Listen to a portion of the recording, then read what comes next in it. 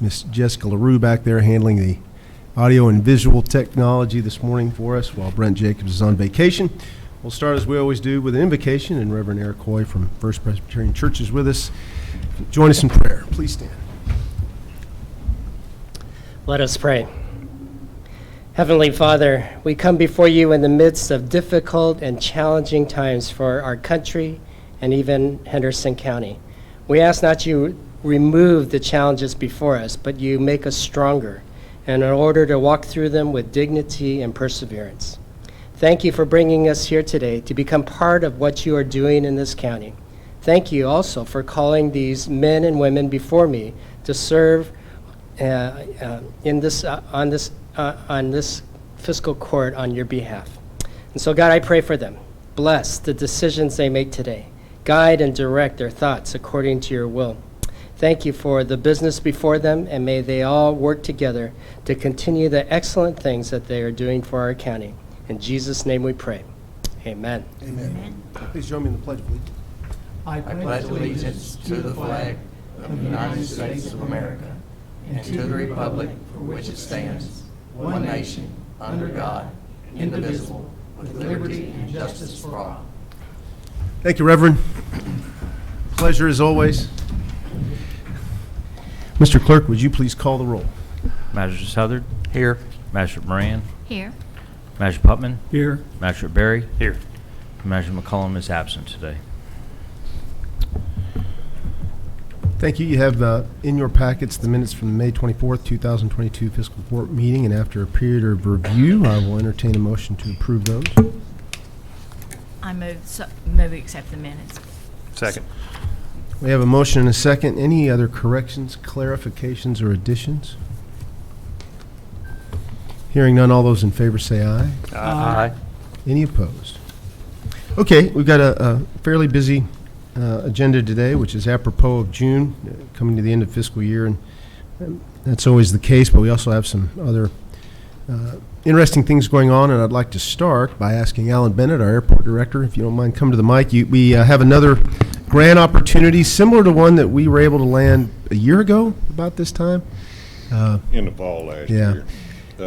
This is $1,262,510 grant, 100% federal money, just like the $2.3 million that we got signed up last year, and it will be used for the same purpose. It's supplemental funds to meet the shortfall from the other grant to employ the contractor for the relocation of Trigg Turner Road. And it doesn't require a match from fiscal court. None, just sign it. And Steve actually got the grant on Friday, so he's had a chance to look it over. I trust there's no issue with it. Probably worded just about like the last one. Yep.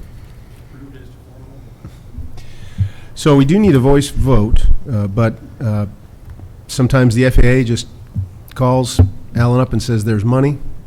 Well, And it didn't happen that way this time, but we did manage to find it and acquire it, and it came out of a different pot than I usually get our money out of, but at 100% versus the 90%, we probably saved on these last two grants $175,000 local, the match on these two grants. So significant savings to the local economy by being able to pull these monies in out of 100% monies. Yeah. We're running up against the time frame on the $2.3 million, and then they opened another pot in Atlanta of 100% money. So we went back and we got it. Okay, excellent. If you remember, we set aside approximately $360,000 in our coal severance monies for the purpose of matching grants that were going to help move the runway and move Trigg Turner Road. And thankfully, the last couple of grants that have come down haven't required us to use any of that money. So I will tell you this: there has been discussion, and discussions continue with the ADO over the extension proper as well as the reconstruction of the runway. And there is some possibility that they may fund those two projects at the same time. We'd only be out of service for the construction period one time, if they do that, we could be looking at 10 to 12 million. So the money you've got set aside will serve you well. I mean, $1 million costs 50,000 local. That's 25,000 to you guys and 25,000 to the city. So as we look at millions, the dollars start to pile up, even though it's a good deal. I mean, you take $10 million and that's $250,000 each to get in on that. I don't know where that'll lead. I'm guessing the project will be segmented. I doubt seriously if we'll be able to come up with that kind of money, but there has been discussion of that. So just as a matter of awareness, don't let the coal severance money go elsewhere, because there are 2 projects coming that will follow this one. I'll probably be back sometime in the fall for design grant funds for the actual runway extension itself, the geotechnical work and the pavement design. That work will be ready to go out for bid hopefully in the spring, but that'll be a much smaller grant, somewhere in the neighborhood of 600,000 or thereabouts. Okay, any other questions of Alan? So what I'm hearing is maybe next spring all this starts. Well, if AA gets the roadway put in, Big Rivers is already doing some clearing on their right-of-way. The power line relocation and the road relocation are prerequisites for construction on the runway extension proper. That's 1,600 feet of pavement that's going on the west end of the airport. It can't begin until such time as we've got the prereqs out of the way, which is to create the corridor for that pavement. And yes, there's a good possibility that we could award that contract for that 1,600 feet in the spring for that extension. In the event they couple the full depth, and when y'all are looking at my ACIP, which I furnish every year, that big number, that 8 million for the full depth reconstruction on the current 5,500 feet has been out there now for several years. There is talk of conjoining the runway extension proper with the full depth reconstruction on the runway. And I don't even have an engineer's estimate to tell me what that would really cost. So I'm kind of flying blind on that one too. We were pegging 10 million as a low end number on that full array of work. So I've never managed to get that kind of money out all at one time, but then again, this project's been hung up and it is shovel ready, and there are monies available for shovel ready projects. So that's kind of what you're seeing here with these 100% grants. So Alan, we don't have any unforeseens, to your knowledge, at this time that might pop up that may create a problem, because this has been we've had our share of issues getting this done along the way. I understand the concept. At this point, we have completed the legal process, Butch, with the exception of the Owensboro ditch case. They have an engineer and our engineer, and I think Bill's even been involved in some of those discussions. We're going to have a contractor down there that'll let us put a proper outfall structure into Pond Creek if they decide that that's what they want to do. Thank you. That's the only thing I see out there. Everything else has been settled as far as the legal system. Good. When are they going to start on the road? Probably about as soon as it gets dry enough. It's AA Services was low bid on the thing, and they were holding their bid price for 90 days. So the timing of this grant is not any too soon. I've got until the 28th to execute a contract with them for that road relocation. So It's fixing to happen. getting ready to go. Okay. Thank you. So we need a motion for approval of, go get this grant.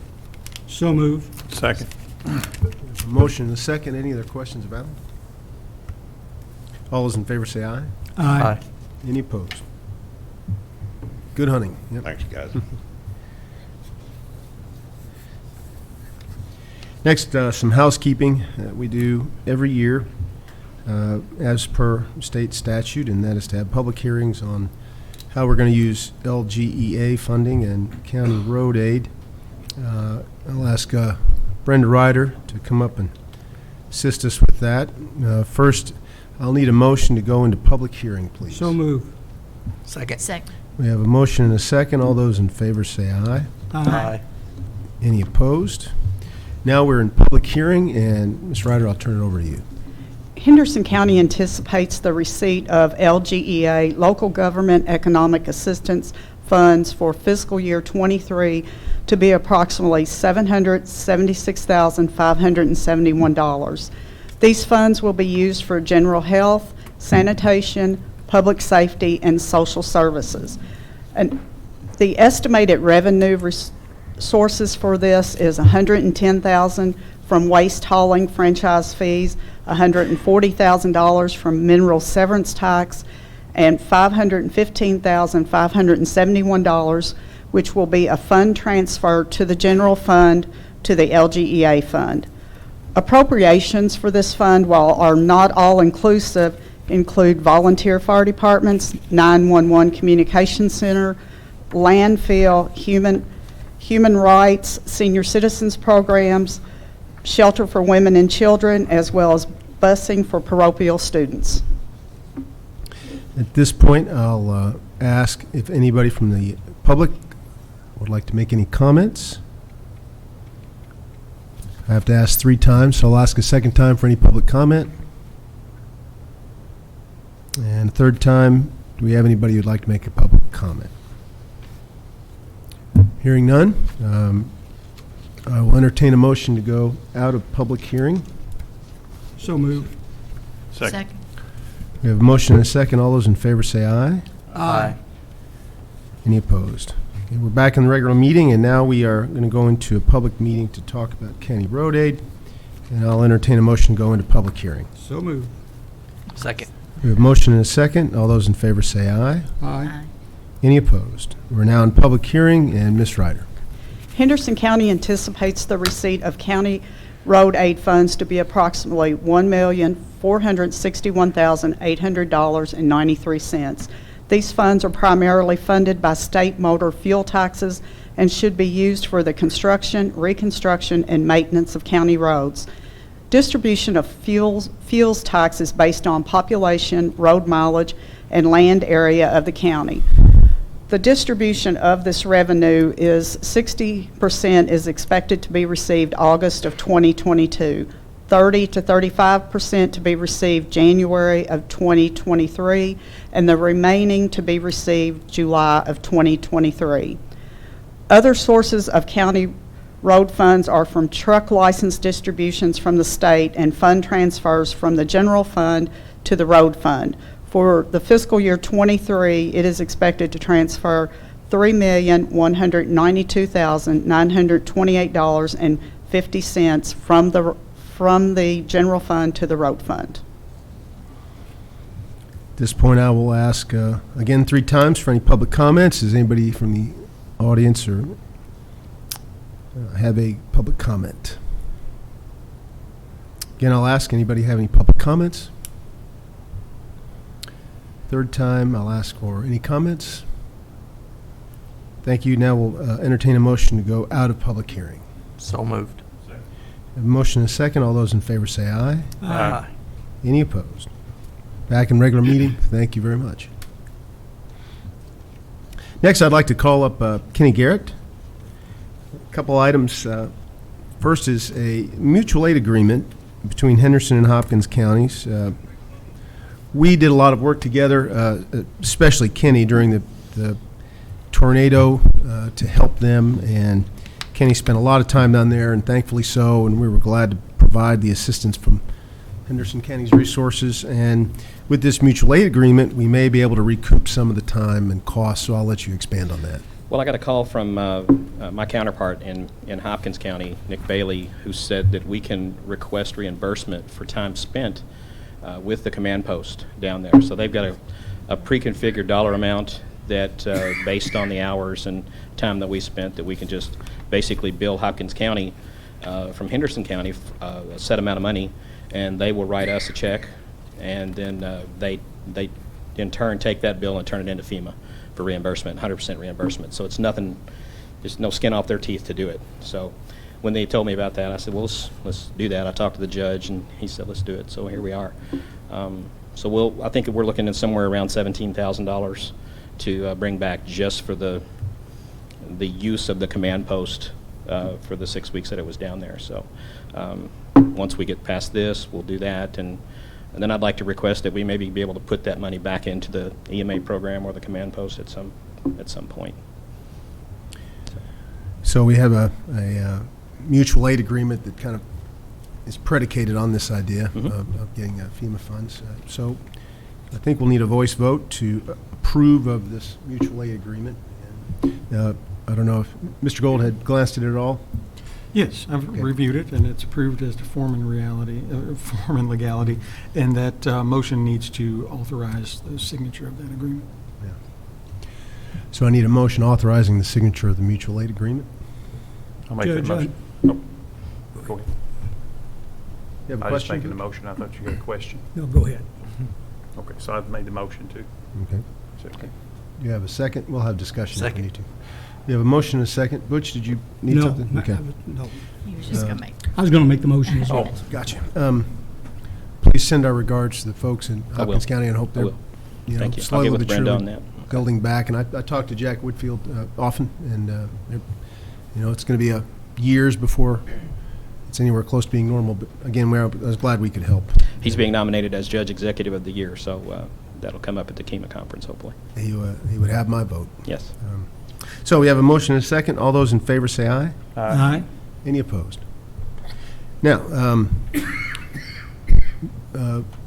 at the last City County Co-op meeting, we had a discussion. Master Moran and Master Putman helped lead the discussion about moving the EMA office basically up the hallway at the Peabody Building to what was formerly the heat lab. Kenny was basically maxing out his office space, and we have more help now, and there are projects that he's undertaking that require more room, and the city agreed to let him occupy this new space. They did ask for a lease agreement just to kind of codify the fact that they were going to be in there, and there were certain responsibilities we have. After an initial kind of back and forth about paying of rent, we've got that figured out. It's $1 a year, so I'll offer to prepay in advance the whole term of the lease. How about that? I'm sure they'll. I can do that myself. But Mr. Gold, you looked the lease over. Any comments? Yes, it's very basic, and it's, as far as form and legality goes, it's fine. Yep, the city's being very gracious, and Yes. Anything you want to That's all. comment about that? The only thing would be that extra office, if it was included, the office that's within there, that's a storage room. Did they clarify that yet? I haven't heard back. No. Okay. No, sir. Why don't we do this first, and then That's fine. That's fine. try to? There's a basically a glorified closet. It is. Yeah. It's a 12 by 12 foot closet that's Yeah. empty, that's just got some old furniture in it. And it's part of the suite. It's just got a separate key locked. And, Gotcha. Right. Hopefully, we can eventually get them to include that little bit of. It would be great. space, yeah. This- Every little bit of space helps. Just to point out, this does have an option to renew, and there's a window in which we have to exercise that option, and it's, I think, 5 years from 5 now. years, So yeah. it needs to go on somebody's calendar somewhere. I'll take care of that. All right. Okay, so we need a motion to approve the lease. And the new I move we approve the lease. Second. motion and a second. Any other questions? All those in favor say aye. Aye. Aye. Any opposed?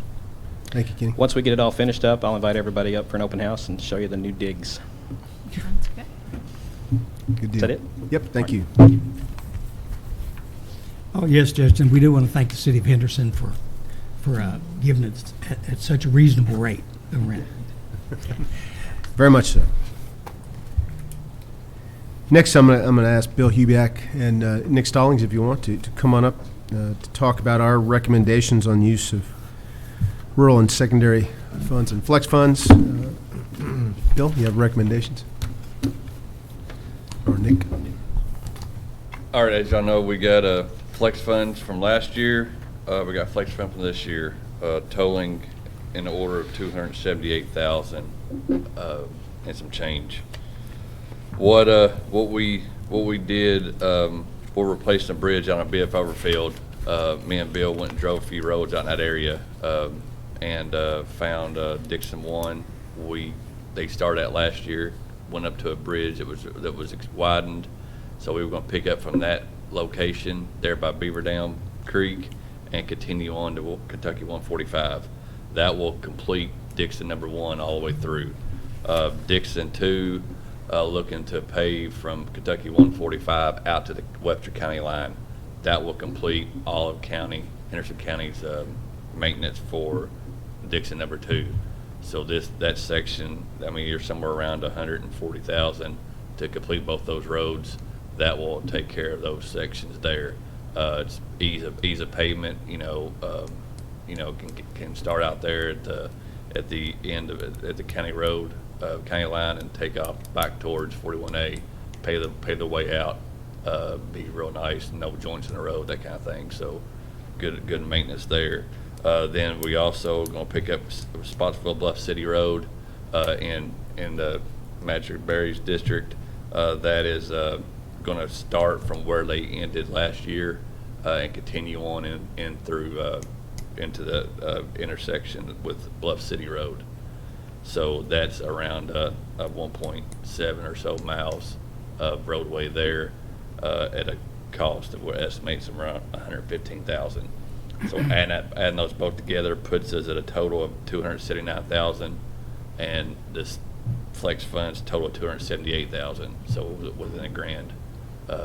This will be added in. While we pave end of the year, you won't tell any difference. It just be paved. This gets brought before the state.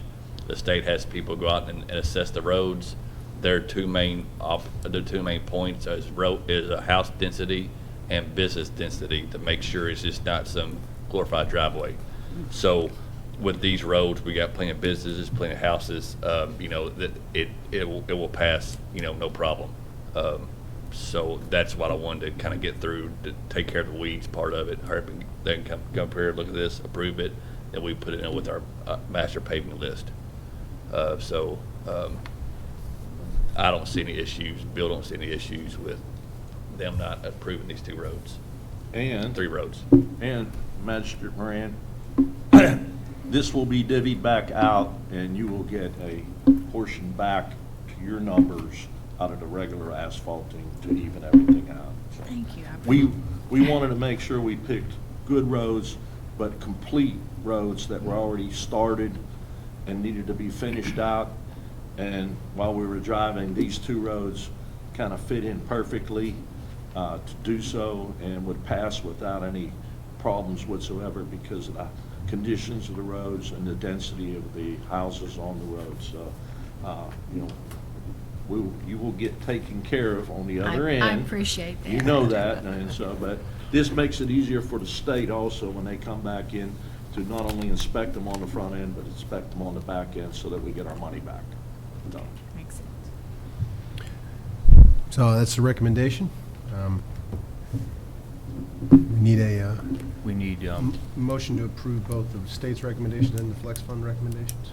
We need a vote to approve the state funds, the state's district recommendations, and also a vote to hold the flex funds for ourselves. Yeah. Then a separate vote following their recommendations on using those flex funds for those specific projects. So why don't we entertain a motion to accept the state's proposal for their funds and withholding flex funds for county recommended projects. Can I get a motion to that effect? So moved. I have a motion and a second. Any questions? All those in favor say aye. Aye. Any opposed? Now you've heard the recommendations on our use of our flex funds, and I can entertain a motion to agree with the recommendation. So moved. Second. We have a motion and a second. Any other questions about Nick and Bill's recommendations on the flex funds? And everybody knows Beth is also going to see a benefit as well in her district. All those in favor say aye. Aye. Any opposed? All right. one other thing, Sorry. we need your road recommendations before the end of the month in your districts, so that we can start looking at any kind of cross pipe drainage issues that we got to replace and get started on our inventory of what's going to be paved this year, please. Thank you. Thank you.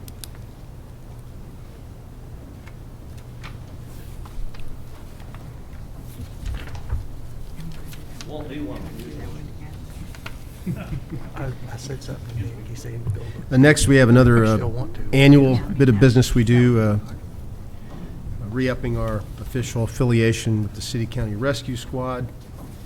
And again, we renew this every year, and everybody understands that what the Rescue Squad does. And for those of you who might not know, when we passed the dues on tax bills ordinance a few years ago, one of the things we required is for each of the volunteer fire departments who receive funds through that program to donate a portion to the City County Rescue Squad to support their efforts. And in the end, what that amounts to is about the average of what the volunteer fire departments receive. So it's worked out really well, and it keeps City County Rescue Squad with the gear they need. So that has worked well, and otherwise we don't really fund them out of our general fund. We don't. The City County Rescue Squad is not one that we directly fund. So that has worked pretty well. But we do have to have this official affiliation. So does anybody have any questions before we read the resolution? Mr. Clerk, would you please read it? Resolution authorizing County Judge Executive to execute Henderson City County Rescue Squad affiliation agreement.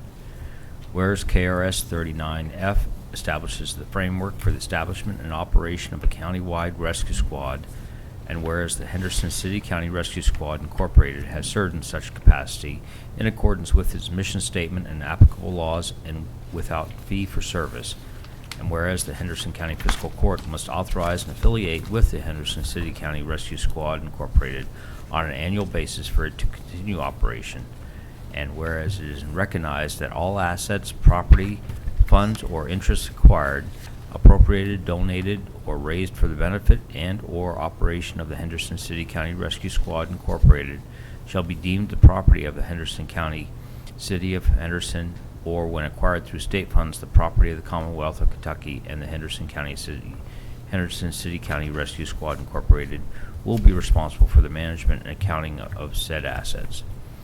Whereas the bylaws of the Henderson City County Rescue Squad Incorporated shall conform to the applicable state and federal laws and regulations and may not limit the authority of the county judge executive, mayor, and or the local management or emergency management director in the provision and management of the rescue squad services to the city and county. And whereas it is therefore the desire of the Henderson Fiscal Court to affiliate with and officially designate the Henderson City County Rescue Squad Incorporated as the sole officially recognized squad in Henderson County and the City of Henderson. Now therefore be it resolved by the Fiscal Court, County of Henderson, as follows. That the Henderson County Fiscal Court hereby authorizes County Judge Executive Brad Schneider to execute the annual statement of affiliation between the County of Henderson, the City of Henderson, and the Henderson City County Rescue Squad, and thereby affiliate the Henderson Fiscal Court with and authorize the continual operation of said entity as the sole recognized rescue squad in Henderson County pursuant to KRS Chapter 39F until June 30th, 2023. Entertain a motion to approve that. Judge, I make a motion that we re-affiliate with the Henderson County Rescue Squad, or agree to the agreement. Resolution. Second. We have a motion and we have a second. Any other questions? One thing I'll point out, I just said we don't necessarily directly support City County Rescue Squad. You may remember that Glenn Powell came and made an ask for us to help with the compressor that charges up their Cascade system, and we agreed to do that and happy to. They ordered it. It won't be in until the fall. Supply chain is just as tough as it's ever been. So, and then I think they are still working out some arrangements to have the city help with the cost of that. So in the fall, when it comes in, we'll be revisiting buying that, and until then, they've been able to work out a fix with the current compressor to keep it limping along until the new one arrives. So, reminder of that. So we have a motion and a second. Any other questions? All those in favor say aye. Aye. Any opposed? Okay. Thank you. Couple lists of surplus. One from the jail, I believe. And another from the sheriff's office. We'll do the jail first. I believe these are lots of items from the CSC buildings that are being converted in, the CSC building, which is being converted into a driver's license regional branch.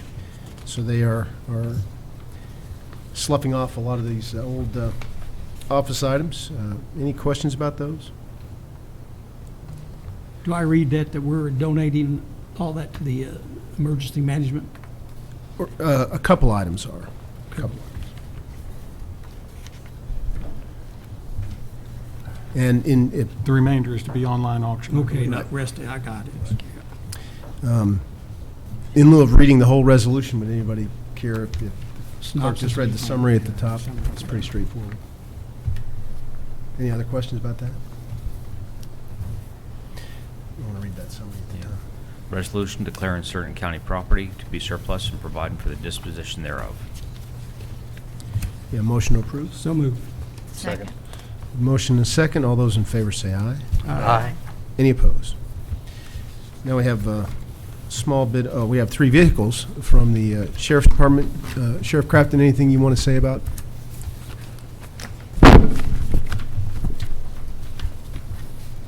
They're 3 vehicles that are been disabled for a while. We use parts off of them for like year models, and now those vehicles, we don't have any more of those vehicles of those year models.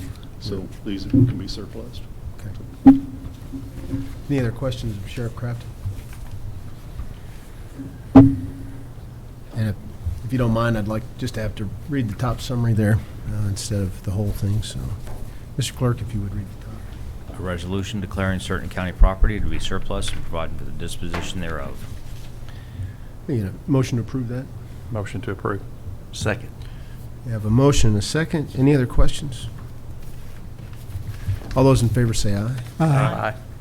Any opposed? Thank you.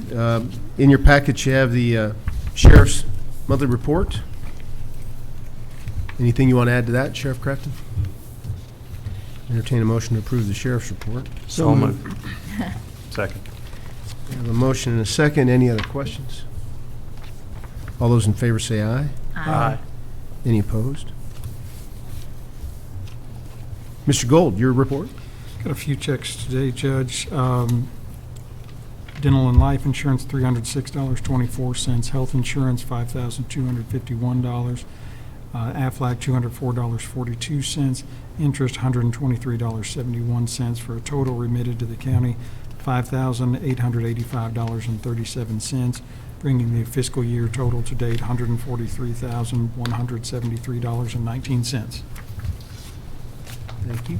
Need a motion to approve those? I move we approve the report. Second. We have a motion and a second. Any other questions of Mr. Gold? All those in favor say aye. Aye. Any opposed? Next, I'll call Treasurer Ryder up. We're having second reading of a budget amendment. If you recall, we're taking in certain grant monies we received. This is not the second reading of our upcoming budget. This is a second reading of an amendment to our current budget to take in some monies and spend some monies, correct? Yes. And they included, you'll see federal flood control receipts, some recycling receipts, and some miscellaneous revenues that we have to amend the budget to take in. Any other thing you want to add? No, this is the second reading for the budget amendment number 3, and the total amount of the budget amendment is $376,300 for revenues with corresponding appropriations, as the judge described. Any other questions about those? So entertain a motion to approve. So moved. Second. We have a motion and a second. All those in favor say aye. Aye. Any opposed? Thank you. Next. Transfers you've received are as presented, and this is redistributing appropriations within the existing budget for this fiscal year. One thing I'll point out is, and Sheriff, if you don't mind, one of the things we're moving money around to enable is to buy a pair of cameras, trail cameras, to place at common illegal dump sites. And these are a little bit more high-tech cameras than just a trail cam that you might see in a store. A little bit more involved in that, and for good reason. We might need something a little bit more technology, but I'm glad that the sheriff is being proactive about this and investing in some cameras that will enable us perhaps to catch illegal dumpers here. So he wanted to move some money around in order to make that purchase because they're available now, and when they're available these days, you got to try to go get them, and he had some room in his budget to do it. So am I describing that fairly? Thank you. The rest are just little odds and ends transfers as we get to the end of the year. So any other questions about this? I move we approve these transfers. Second. We have a motion and a second. Any other discussion? All those in favor say aye. Aye. Any opposed? I do have some claims. From the general fund to Magistrate Berry in the amount of $650. This is training expense reimbursement and is to come from the Fiscal Court Conferences Training Appropriation line. To Coroner Bruce Farmer in the amount of $547.46. This is training expense reimbursement and is to come from the Coroner's Conferences Training Appropriation line. To Visa in the amount of $1,176.95. The majority of these expenses are from the Treasurer's Data Processing Supplies and Treasurer's Conference and Training Appropriation lines. To T Gaines LLC in the amount of $27,500. This is for the courthouse building power washing and is to come from the Renews and Repairs Courthouse Appropriation line. From the jail fund to Advanced Document Solutions, $1,469.47. This is for the copier leases and is to come from the Data Processing Appropriation line. Also from the jail fund to U.S. Bank, which is the credit card, $3,141.87. The majority of this is to come from the cleaning supplies and staff training and conferences appropriation lines. From the road fund to William Hubiak in the amount of $603.94. This is reimbursement for training expense and is to come from the county engineer training travel appropriation lines. That's all. Any other questions? I will say the power washing this building turned out terrifically. It really turned out great. And I appreciate James Bosler's work in identifying the best contractor there and getting it done. And so money well spent, I think. Judge, I'd move we pay the claims. Second. We have a motion and a second to pay the claims. Any other questions? All those in favor say aye. Aye. Aye. Any opposed? Thank you. Before we get to go to the county, I think, Mr. Hubiak, did you have something you wanted to mention to the court? Yeah, Judge, I have a couple items. The first one, a simple one. We have replaced the 2006 Bush Hog brand 2615L Bush Hog that we've had that was cracked and of disrepair. Well, we would like permission from the court to transfer that item to the Henderson City County Airport. They have a like type one, and they can use this one for parts. They're currently waiting on a, what's it called, Tim, on top there? Gearbox? Yep, gearbox. They're currently waiting on one. They've been down for 4 weeks on it, so they can utilize this piece of equipment for parts, part it out. It will bring more, be more worthwhile to give to them than it would be to surplus it out for scrap. So I'd like permission for that to be transferred over to them. Anybody want to make a motion to that effect, approving that? I'll make the motion. A second. Motion and a second. Any other thoughts? I think it's great use of county property. Thank you very much. Alan very much appreciates that.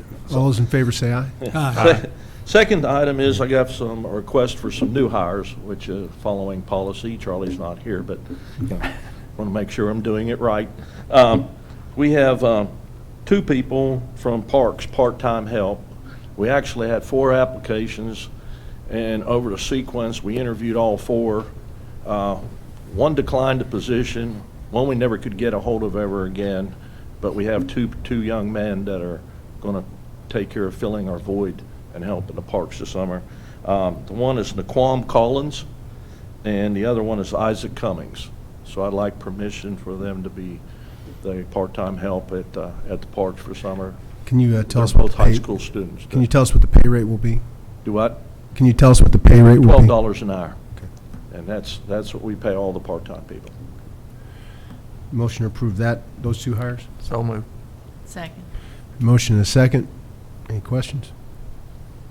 All those in favor say aye. Aye. Any opposed? Thank you. Next request is for a CDL driver, and this is a vacancy fill. We'd like to hire a Mr. Chris Phillips. He's a licensed CDL driver. We would like for him to start on July 5th after the holiday to fill one of our vacancies. So And what's the pay rate? $17.50 starting, and then it goes to $18.50 after probationary period. How does that compare with the state drivers? Is that pretty close to the same? Dick, do you know? I just wondered. Yeah. Bill, does that still leave you short 1? We're short more than 1. We're just trying to fill the vacancies. Our last one didn't work out. He never finished the probationary period, so we'll leave it at that. And we're still waiting on a truck to be delivered, which won't come until the first quarter of next year. So, you know, Bill don't like to have people standing around waiting on a piece of equipment. We only hire them back in as we have the equipment available for them to run. So Bill has a request on hiring a CDL driver. Make a motion. So moved. Second. We have a motion and a second. Any other questions? All those in favor say aye. Aye. Any opposed? Thank you very much. Thank you. One other thing, this is just an Come on, FYI. That's 4. Okay. I hate this, but with the heat, and, you know, we have the double wall insulated tanks at our road department, condensation becomes a real issue. So we have to keep our tanks full in the summertime as much as possible to not have a water situation. Well, our last order in here, the price of fuel has doubled what we were paying before. So I just want to give the court an FYI because we have claims coming up at the end of the month. So, Thanks for and that. I Heads can't up. control that. One thing I want to clarify, and I appreciate Kurt poking me. One of the part-time helpers that you're hiring is Mr. Cummings, is that right? Yes. And that is the son of Glenn Cummings, the road supervisor, but he is not going to be working for Glenn in any He respect. works for the Parks Department. He Right. was under the direct supervision of Bobby Proctor, and that's his direct supervisor. Is everybody fine with that? Everybody understand that? Well, and I understood you to say we had 4 people you were looking at. And these 2 accepted. The other ones, it didn't work out so well. So We put, we Yeah, I put it got out there and tried to get it. And the funny thing about it is Isaac Cummings had a buddy of his who lives right by him that they could have carpooled together. He come in, interviewed, and he found out what the hours were, and he declined. We had another gentleman that we interviewed for another position, and we were going to offer it to him, and he never would return a phone call. And so the third guy here, Naquan Collins, he accepted it, and he gets driven to work and picked up in the afternoon. He does, neither of our 2 parks employees have driver's licenses, so the only thing they're running there are weed eaters and mowers. But that's a good thing because the grass is growing like you can't believe. So we're just glad to have a couple and extra bodies to get out there, and Dale kind of oversees the mowing people on the daily basis while Bob's doing the special projects type work and stuff. And Dale's elated to have anybody that can sit on a mower, believe me. So, but it's really tough to get people. And CDL drivers are just like pulling teeth. I mean, there's so many people who want to work, they got a job, they're only looking to better themselves. Yeah. So, I thank you. Thank you, Bill. Appreciate it. Before we get into Gooding County proper, I'll inform the court that we received notice from Deaconess Hospital Henderson that we are going to have to move the coroner's office. They are planning to demolish the building in which the coroner's office now sits to create more parking, and they've given us plenty of notice. But I've been discussing with the coroner about a place to put his office, and we are examining the possibility of utilizing the storage facility behind the Judicial Center. It has an office already in it and some decent-sized space, so I've asked him to get some estimates on things he'd like to see. I'm also discussing some configurations with Brent Jacobs and James Bosler, and so hopefully we will have a plan for this to bring before the court. One way or the other, it's going to cost us some money, but we have no choice. They are politely asking us to vacate the building while they plan their next move. So again, this is a proposal of a plan from Mr. Farmer. Doesn't necessarily mean it's what we'll do. Huh? I don't think we need to go there yet. But if you want to, there is a plan that Bruce has eyeballed, and he's getting some quotes on to create some more office space. And again, when we have those estimates in hand, we'll bring those, and we'll also have a couple alternatives. So, Bruce, anything you want to add? Well, I hate that this is coming about. We were just given notice they weren't going to renew our agreement on the last fiscal court day that y'all had. And I got a call from the executive director, and she said, I wanted you to hear this from me. The judge already knew about it, but we'd kept it down to go out and start looking. Unfortunately, we got to have a place to store our records, our people to work, store bodies, an exam area to go over the bodies. So we're really this is the things we got to have. I've met with the judge, and we talked about what I'm wanting to do is not a Taj Mahal or nothing. It's going to be basic. We're going to build offices around the edge of where the building already is, and to be able to set it up that way. I already have an estimate from one contractor, and it's right now $23,000 to $25,000. We're basically talking about there's going to be little or no plumbing have to do, but electrical, we have to move light fixtures and run fixtures to the new office areas and all, and go from there. So that's the biggest part of it. Putting up some walls, not complete walls, but like, 2 walls on about every office, because we're going to put it out against the building that's already there.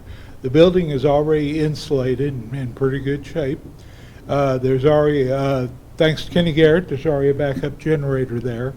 His EMA has the back third of the building, and we're not, needing that. With this, it'll last us for quite a few years, we hope, and all from here. And it's Municipal Power and Light Brent called me. They ran the cable last week to be able to get us on the computer server direct before we go through the hospital into here now.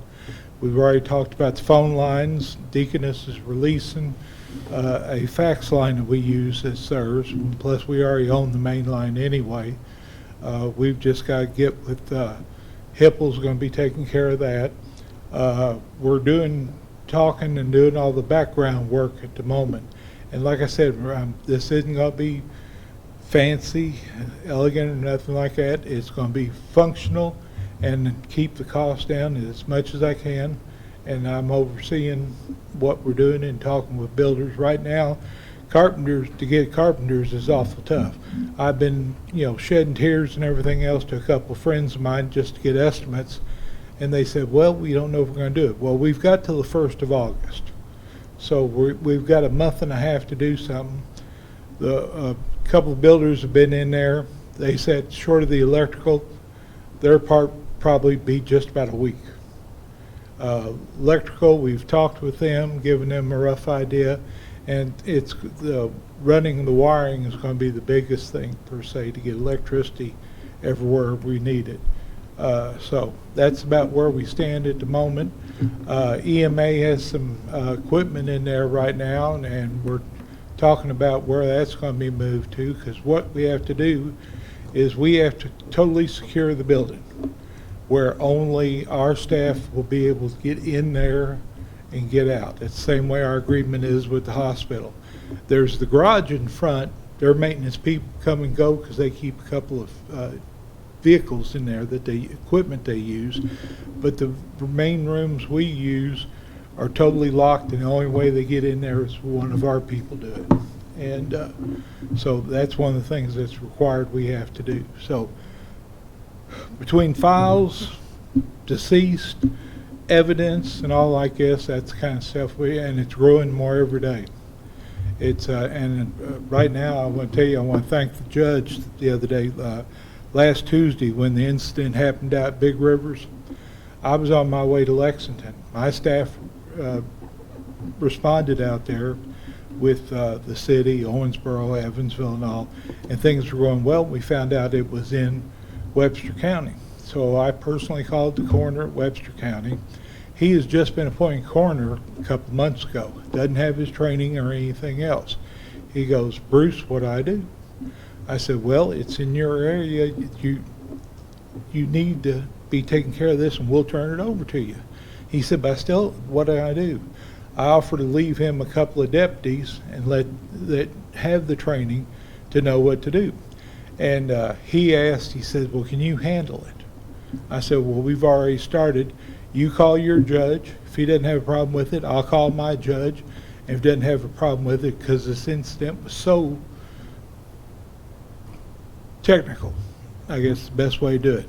And so my people were on scene. I kept on telling them, because I was making calls to people getting equipment all set up on my way to Lexington. And I said, "You all want me to turn around and come home?" And they said, "We know what to do." They've had the training. They know what to do. We've had similar incidents in a way, like out of Tyson, a couple guys fell into the sludge pit, and we've had a couple other things like that.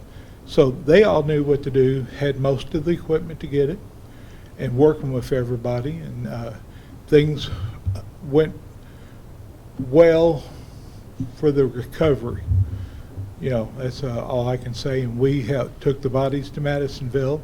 Already had talked, had them autopsied, and we're dealing with the OSHA people now, been calling, and we're working with them. And like I said, my group knew what to do, knew how to jump in there and to handle it. And I thank the judge for letting it, because it was about a quarter mile, a little further into Webster County once they identified it. Needless to say, if you've ever been down there, you're not real sure where the county line is. So that's all I want to say about that. And if anybody has any questions about what we're doing about moving, be more than glad to answer anything I can. Just, if you don't, I'm sorry. I was going to say, let Bruce and I work through what the options could be, and we'll bring back the plan, and a lot of things to consider, but we'll get this done. And that building now is storage. Excuse me? Storage is what we're using. Right, for now. right. We have some options to move some of the items that are in there now, including, quite frankly, surplusing some of them. They've just been sitting there, some items. So I think we'll be able to accommodate everything we need. Yeah, like I said, the building should last us for quite a few years is what I'm planning on. So. Do we own that building? Yeah. Based off- I thank you all, appreciate the consideration, and like I said, I want to thank the judge and everything for what went on last week. And, you know, this is one of these things, all the counties, we all got to work together. And I was glad we were able to help out in this situation and take things care of for the families. That was our big concern. How many square feet? Do what? How many square feet? How big is it? It is Couple thousand. 32.9 by 4, I don't have the square foot, it worked out, I got it broke down into rooms. But it's a little better than 32 foot wide and about 35 to 40 foot long. It's got a garage door. Our van fits up inside there, so we won't be unloading bodies in the neighborhood or anything. So, anything else? I thank you all for your consideration. With that, anybody else in the audience like to say anything for good of the county?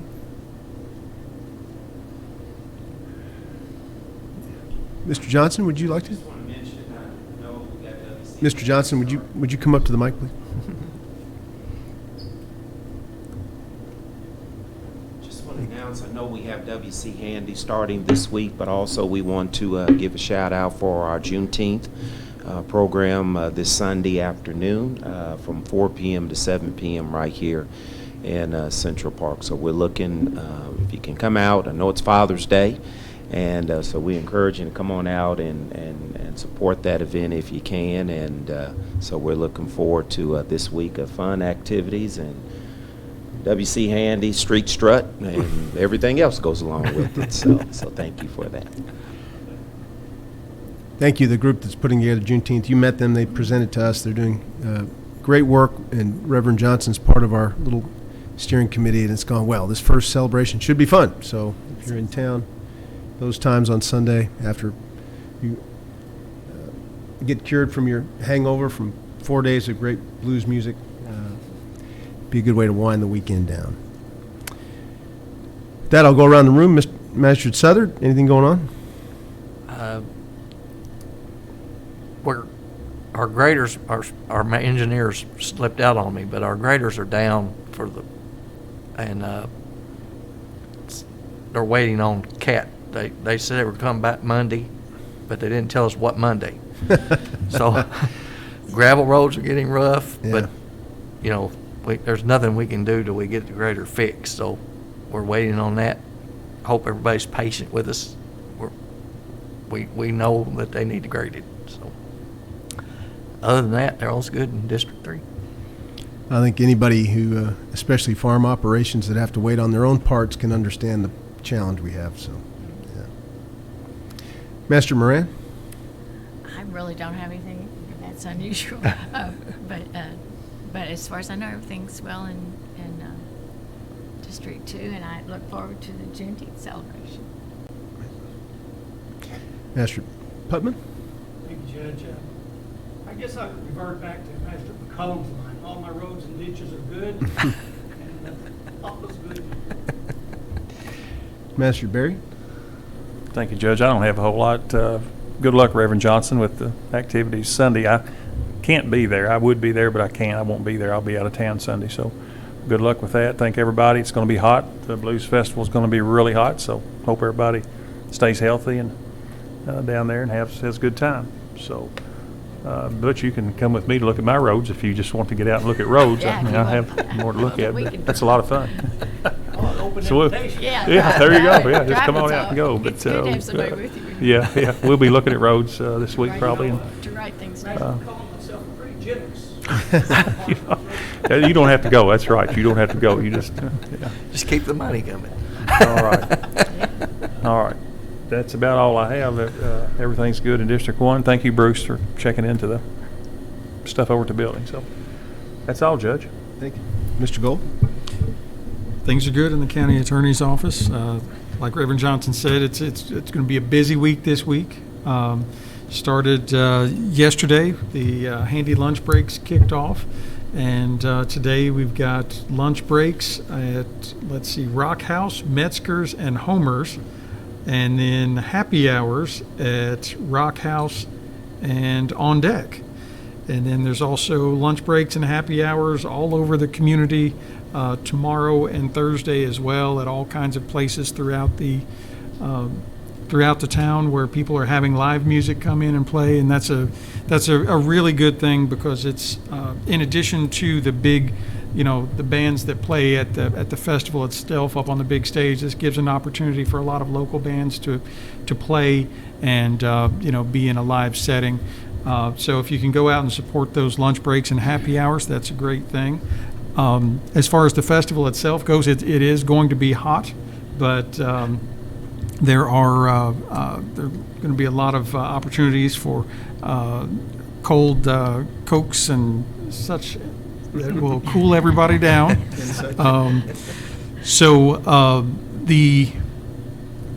The Henderson Fiscal Court is a sponsor of the Handy Festival, and typically every sponsor gets assigned a band or a time period, and the one that the Fiscal Court is sponsoring is the 5 o'clock band on Saturday, and that is Eddie 9-Volt.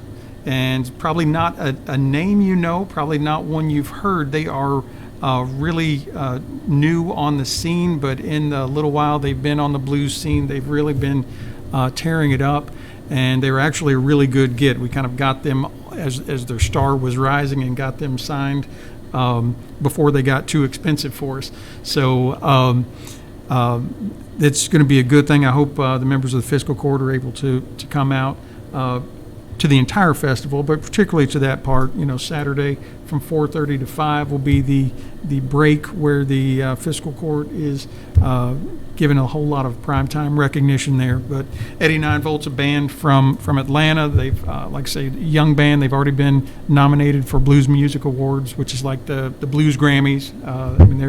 They're really moving up. And as far as the touring scene across the nation right now, they're really one of the hottest acts out there right now. So really, really excited that the Fiscal Court is sponsoring that band, and I think it's somebody that everybody will like. So if you could come out, that'd be great. And again, those lunch breaks and happy hours that are at a lot of our local businesses, those you can find those all on the Facebook page. There's a schedule that has all those out there. It's a great way to not only support our great local businesses, but hear some great music and have some fun. So thank the Fiscal Court for the help that it gives to the Handy Festival. As we talked about at the CAECO convention last year, or earlier this year, I can't recall, but the arts means business. About 75% of the people that show up to the Handy Festival are from more than 50 miles away from Henderson. So it's a great way for us to show off our community and welcome newcomers to the community and honestly import some dollars. We export dollars out of Henderson too often, and this is a 1 week a year where we get to import a whole lot of tourism dollars, and it's a great way to put our community's foot forward. So if I would say to anybody, if you're out there and you meet somebody from out of town, make sure they feel welcome. I always love during the festival walking around and looking at license plates and seeing how far they come. We have people that plan their vacations around coming to Henderson this week, and that's something hard for us to wrap our heads around when it's right here for us locally. It's free. It's easy to kind of take for granted, but the fact that there are people coming in and this is their vacation, that's a really good thing for our community, and we have that with several festivals throughout the summer, and I think Henderson is getting known, especially with adding some new festivals, things like the Juneteenth celebrations, other things. We have a very vibrant downtown and a very vibrant community, and I think that's something to really celebrate. Thank you. Yes, sir. We talked a little bit ago about the fair, the rodeo, the fair. We always do the wagon race thing. I forgot about that. They're having their next meeting Thursday. I know they need to know because they have to get the banner changed for the date thing. So we talked about it, and I don't know and I kind of forgot, but sponsoring a wagon in the wagon race. They always park the wagon down here the week before. Remind me of the cost. $750.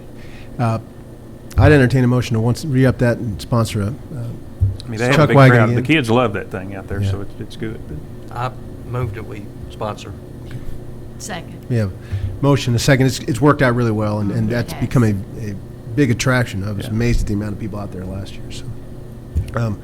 Any other questions? Do I just need to tell them we need an invoice for that from the Yeah, fair board? yeah. I'll go Thursday night. Yeah, all those in favor? Aye. Aye. Any opposed? Thank you. Thank you. Appreciate it. I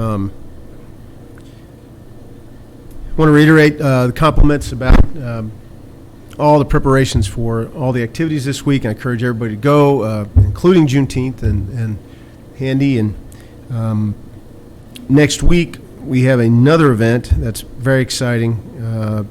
We're going to have our official groundbreaking on Section 1 of the I-69 Bridge Project, which, for those of you who have been watching our efforts over the last 20 years to get to this point, it's quite exciting to be here. And in my mind, for all intents and purposes, this is breaking ground on the whole bridge project, not just Section 1, because once you build Section 1, Indiana and Kentucky are not going to stop. This is the go-ahead for the whole project. And we'll surely make a huge deal, this community will, when you actually get to drive on the bridge. They cut the ribbon when the bridge is done. Obviously, that will be a huge celebration, but I think this signals the starting point of the whole thing. So June 22nd, 10 a.m., we're going to be having a little groundbreaking ceremony with the governor. That'll be at 1303 Kimsey Lane, just down the hill at Kimsey Lane from the transformer area right there. That will be the spot approximately where the big interchange that's built that will take traffic off what is now the 41 bypass and direct it towards US 60. That's where it'll be built, so they thought that might be a good place to have this. If there's weather considerations, the groundbreaking will be held in here, metaphorical groundbreaking here in the fiscal courtroom. So you're all invited, and it'll be certainly a day to celebrate. We mentioned Juneteenth. I want to make sure we got that in. Thank you, Reverend Johnson. Yeah, that's a good point. We're having a very large career fair today and tomorrow at the library, 2:30 to 5 p.m. today, 8 a.m. to 11 a.m. tomorrow. There's 36 companies going to be at this job fair ready to hire people. So if you have folks who are looking for a good job, there will be plenty of people, including a couple county agencies there ready to talk to them. So again, this is at the library today from 2:30 to 5 and tomorrow from 8 a.m. to 11 a.m. Please direct people towards this job fair. Plenty of good jobs on offer. Anything else, Mr. Weeson? You've been timely all the morning. Yeah. All right, with that, I'll entertain a motion to adjourn. Second. We have motion and a second. All those in favor can leave.